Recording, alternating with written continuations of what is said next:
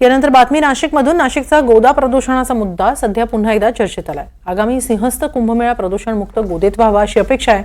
मात्र गोदावरीच्या प्रदूषणाचा प्रश्न अद्याप सुटताना दिसत नाही. अनेक ठिकाणी शेवाळं देखील साचलेलं दिसून येत आहे. नाशिकच्या टाकळी भागातील नासर्डी नदी आणि गोदावरी नदीचा संगम होतो. मात्र या संगमात गोदावरी मोठ्या प्रमाणात प्रदूषित होताना दिसतेय. याचा आढावा घेतलाय आमचे प्रतिनिधी किशोर बेलसरे.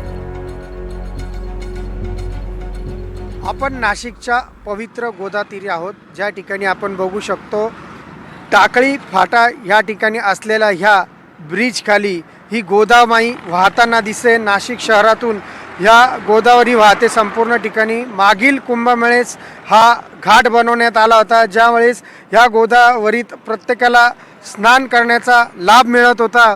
आणि ह्याच गोदावरीची आपण परिस्थिती बघू शकतो. दुसऱ्या बाजूला जो गोदावरीचा उगम आहे, त्या उगम इथून त्र्यंबकेश्वरवरून 30 किलोमीटरपर्यंत ही गोदावरी वाहते. आणि गोदावरीचा या शहरामध्ये त्यामध्ये किती प्रदूषित पाणी होत असतं आपण आता प्रत्यक्ष डोळ्यांनी बघू शकतो.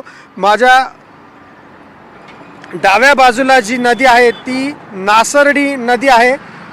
त्या नासर्डी नदीमध्ये केमिकलयुक्त पाणी, कंपन्यांचं, गटारीचं आणि शहरातून वाहणाऱ्या विविध नद्या नाल्यांचं पाणी यामध्ये मिक्स होतं. आणि ते पाणी आपल्याला शहरातून मुख्य वाहणारी ह्या गोदावरीमध्ये मिक्स होताना दिसत आहे. याच ठिकाणी प्रदूषित होते. शहरात मोठमोठे प्लॅन्ट करण्यात आले. गटारी योजनेचे देखील प्लॅन्ट करण्यात आले होते. महापालिकेच्या वतीने 200 ते 300 कोटीचे सर्व उपाय केले.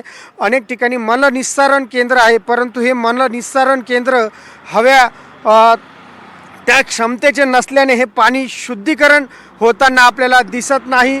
त्यामुळे ही गोदामाई या शहरातूनच जाताना किती मोठ्या प्रदूषणमध्ये आपल्याला दिसत आहे. ह्या नदीला प्रचंड असं प्रदूषणाने वेढलेलं आहे. कॅमेरामॅन विकी पवारसह किशोर बेलसरे, NDTV मराठी, नाशिक.